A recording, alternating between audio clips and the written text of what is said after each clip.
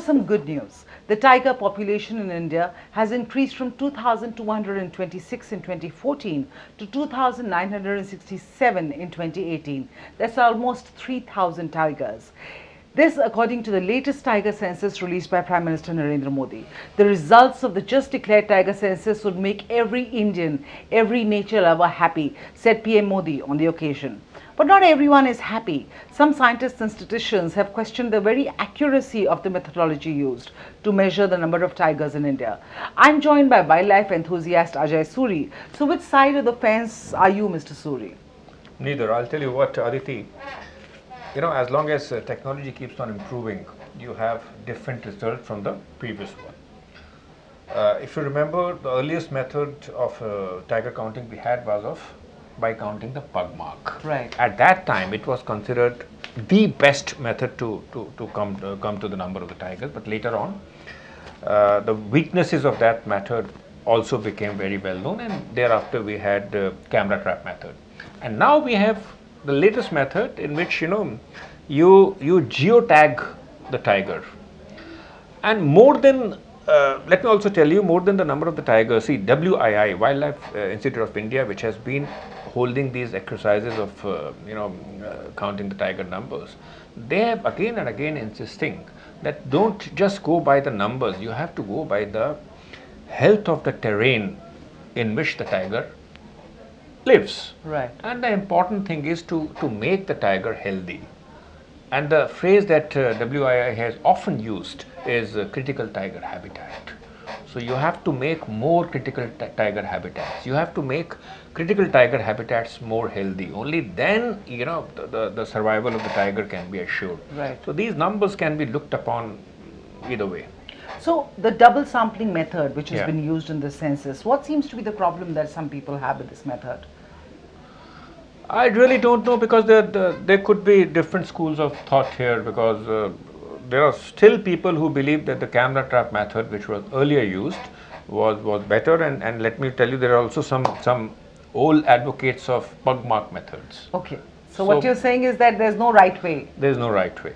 So that it's up in the realm of conjecture as to which side of the fence you would want to sit on, and which is where you, of course, believe that the double sampling method is the right way to measure the number of tigers in the country. You can say that, but like I said, that more than the number of the tigers, rather than going into the exact number of the tigers in a particular area, one has to gauge the health of that forest. Okay. All right. Okay. So that has to be made healthy. And which this method. And the numbers can have a zero error of, say, a few percentage points. So there's no point in just picking out on the numbers. Okay. The loudest roar in this census has been heard from Madhya Pradesh and Karnataka. Right, yeah. What are these two particular states supposedly doing right, which the other states are not being able to replicate? I think the answer is very simple. They have the best wildlife management teams. Okay. And Madhya Pradesh, for instance, has two of the most popular tiger reserves in the country. They are Bandhavgarh and Kanha. In Karnataka, you have an equally significant and popular tiger area, which is Nagarhole. So obviously in these areas, the forest management is of top-notch order. Right. So basically, it's just about the forest the management and the officials there. Is that what you're saying, or is it? And can this be replicated in other states? And if yes, why aren't we being able to do that? No, it is being replicated in lots of other states also. For instance, you have Corbett Park in Uttarakhand, which is one of the best managed parks in India. Right. You have Ranthambore. Right. Although you can't say the same about Sariska, because Yeah. it lost all its tigers at one time. And you can say there's this place, Panna. The way the tigers have made a comeback in Panna, that's a great exemplary story in itself. Like Sariska, Panna also lost all its tigers.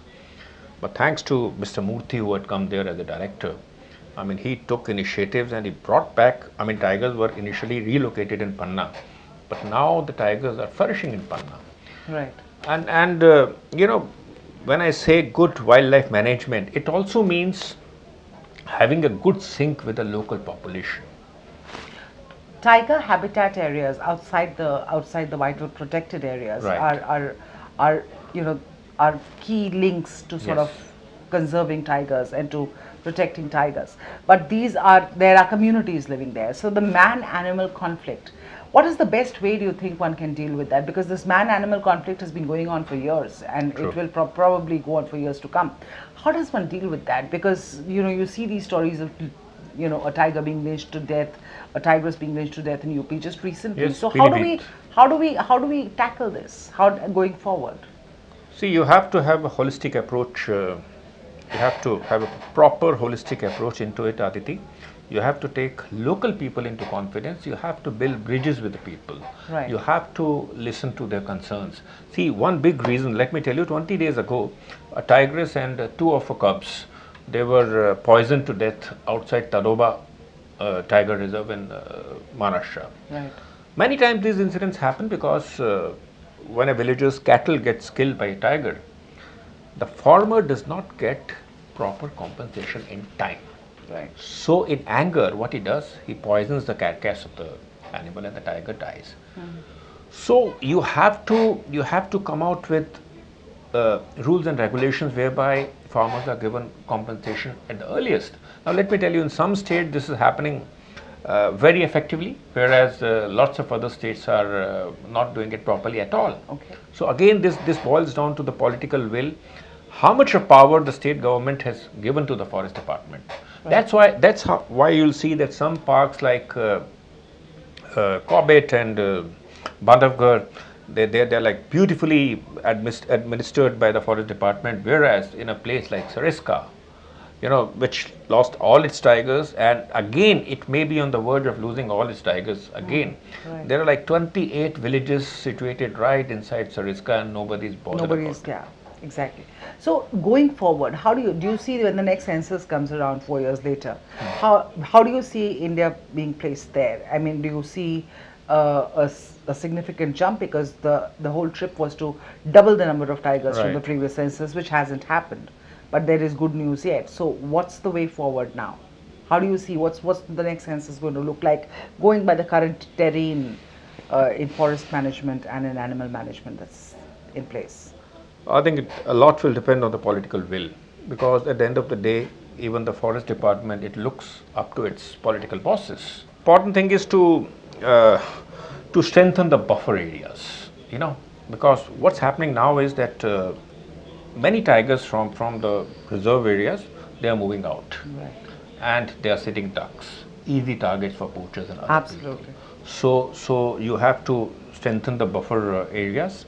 You have to widen the critical tiger habitats, and more importantly, you have to set up tiger corridors, so that tiger can move from one protected area to another. Of late, we have been hearing a lot about a tiger corridor in Rajasthan. It has to come up between Ranthambore and Mukundra Hills. Right.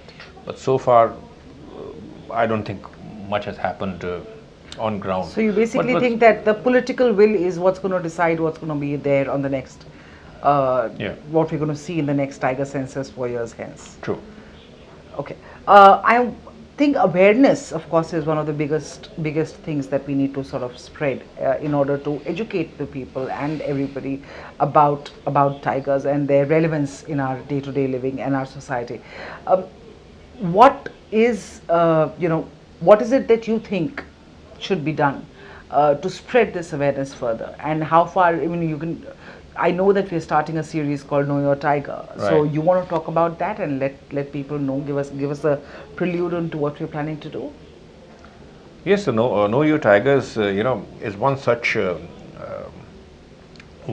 way where we can, educate youngsters and other people about the importance of tigers, and the relevance of tigers, the significance of tigers. So that series would be very important in this direction. Although don't forget that of late social media, it has played a huge role in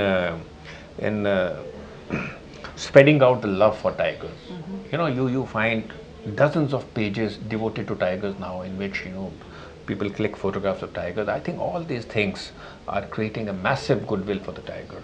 Mm-hmm. Okay, so going forward, you see that, so you feel that awareness and possibly Yes. government will Yes. is probably what will decide the future of our tigers. We'll keep coming back to you with more. Keep watching HindustanTimes.com. Thank you, Ajay Suri, for Thank you. joining us today. Thank you.